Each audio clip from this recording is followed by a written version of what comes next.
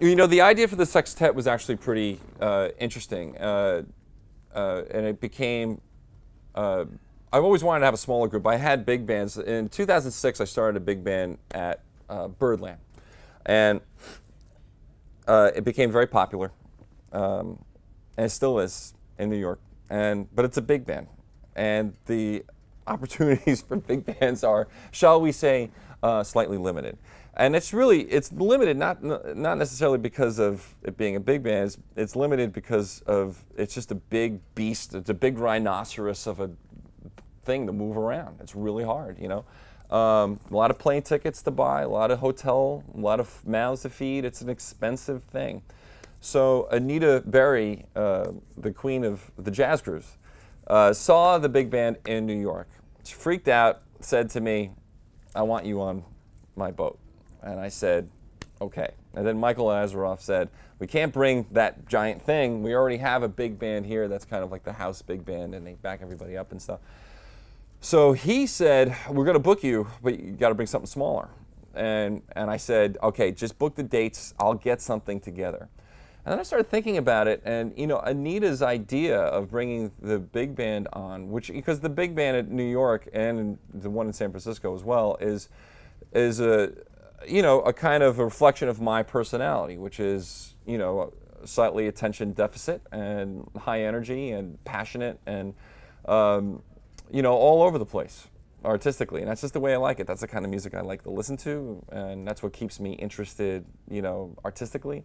So to build the sextet, I was like, all right, well, you know what? Let's do what we're doing with the big band. The same footprint, artistic footprint, where we're going to do all this different stuff. You know, since I'm in the percussion family, I gravitate towards, you know, all this Afro-Cuban and Brazilian and music from all over the world, just naturally, rhythmically. I just, you know, relate to that stuff. So I got a couple of the players, you know, a couple of soloists from the big band, and I got my friend Rolando Morales to cover all the world groove stuff. And you know, our first gig was the Jazz Cruise, very first one. 3 years ago, we did one rehearsal, you know, got the charts for everybody. Just like locked ourselves in a room. We played one gig, one rehearsal, and we said, well, I think it's okay. I think it's going to work, you know. And everybody just kind of looked at each other and said, yeah, I think so. You know, it's kind of like making a movie. You make the movie, and then you throw it out. You don't know until other human beings see it. You know, you think it's good, but you know, you can't be sure until other people validate it. The consumer is going to be the one who decides whether or not it's a hit. So, so we came. The first gig, we came on a boat, and everybody's all excited. We're like, okay, we're going to do this, and they put us in the Ocean Bar the first gig. Now, we have vibes, full percussion, drum set, piano, bass. We have a large footprint. Like, you know, we need real estate. So and the Ocean Bar, for everybody who doesn't know, is a rather small circle. So we weren't even fitting. We were falling off the stage. You know, it was just like this big thing. And I remember telling everybody, I was like, okay, look, I said, you know, because everybody around us on the cruise is pretty much playing standards and, you know, doing like they should be. That's what this is. We're the oddball. They're doing what they're supposed to do. But we were brought on here for a reason. They wanted something different, as Michael said, an alternative listening experience, you know.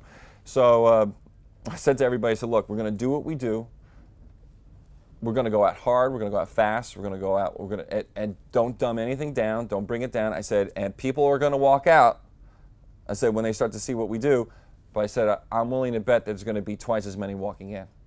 So, so we start to play the first tune, which is some, you know, gumbo of Cuban and Brazilian and New Orleans rhythms and stuff like that, you know, and a couple of the, you know, previous generation didn't. Well, they were just, yeah, they were just kind of like what's going?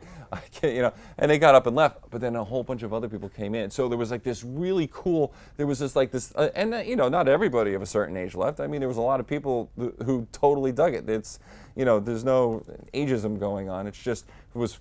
Pretty much you could tell who was going to leave just by looking, and then you could see who was coming in. And it was really, really cool to see all the different ages and all the different people of, you know, just coming in. And then by the end of that first set, the place was packed and the place was going bananas you know, and I could see Michael Lazaroff in the back going, ha ha, you know, and he made it happen.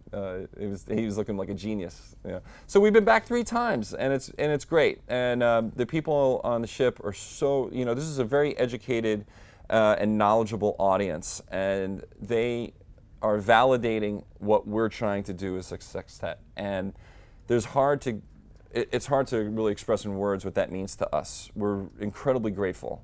We're grateful to the jazz crews. They keep inviting us back, and we're grateful for the people who keep demanding us to be back. You know, so we might not be doing exactly what the rest of the boat is doing, but people are buying into it and supporting our vision.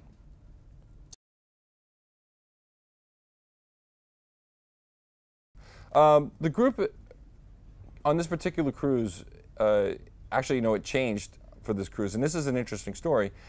We usually have alto trumpet, piano, bass, drums, and percussion.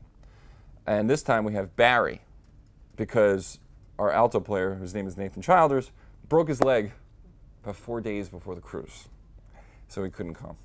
So on this particular cruise, for this week, we're using a young kid from New York who is on baritone. So I went all the way, I went 2 octaves down to baritone.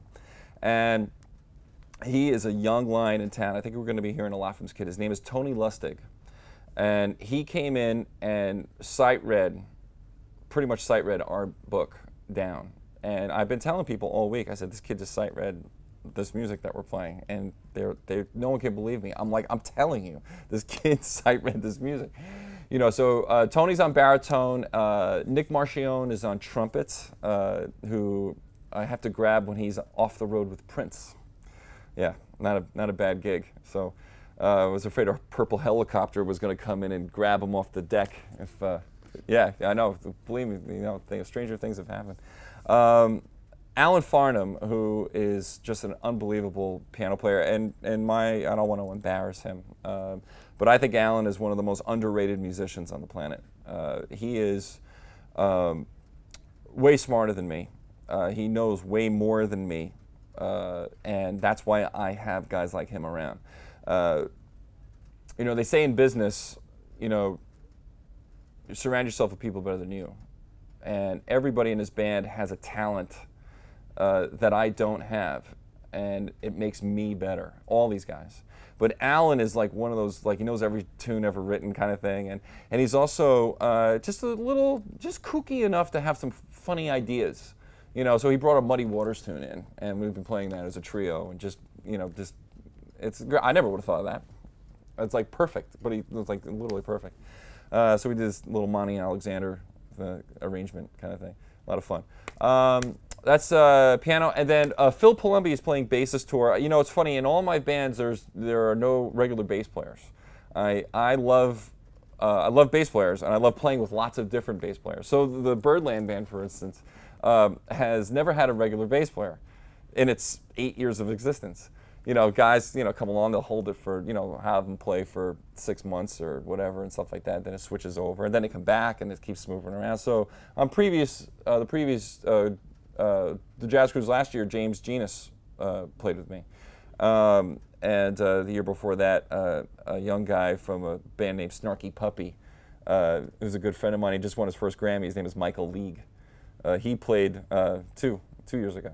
And now this particular cruise, the great Phil Palumbi, who's a New York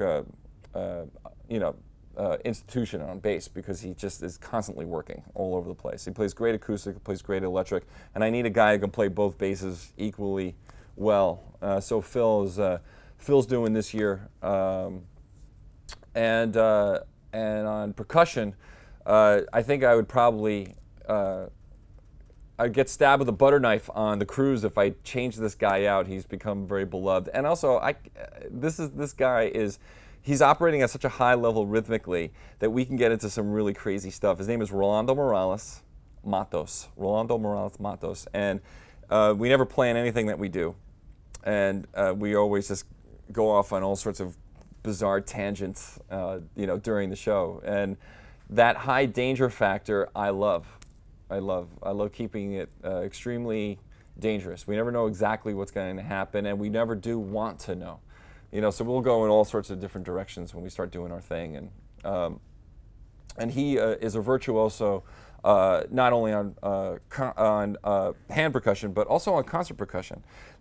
He plays timpani with the Philadelphia Orchestra, and he plays great vibes. So he plays vibes, feature on vibes, and then he also will come out and do something really, really original, which is do basically a concerto on the a thing called a hang drum, which is a UFO, oval-looking, bizarre instrument. Well, he'll just play it by himself, and it's completely hypnotic, you know.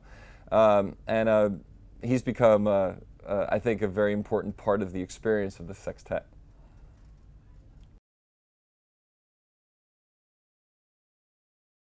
Right, exactly. That's exactly what I want it to be. You know, it's not. The purpose of the sextet is not for me to play a drum solo every tune or display my dominance as a leader or as a musician. I get a lot more satisfaction, and it's the same thing with the big bands. I get a lot more satisfaction exploiting and showcasing and just spotlighting other people's talent. You know, there's so much, like San Francisco, for example, you know, the new big band there has all this, there's all this like really interesting soulful talent. It's different than New York. It's where New York has more of like what I call assassin-like talent, you know, just like deadly talent. San Francisco is full of these musicians that have a completely different, you know, the way their heart beats is just a little bit different. It's more soulful, you know, and they may not have the velocity of, say, the Assassins of New York, but there's a listenable quality to what they bring to the project that I treasure, I really love. And finding music for those musicians and having them speak at the highest levels of, you know, what they can execute on their particular instruments, for me, that's way more satisfying than going out and playing a 5-minute drum solo and having people stand up and go, "Ooh, that was the fastest thing I've ever seen in my life." I mean, that isn't what gets me out of bed in the morning. I love finding music that makes everyone else elevate.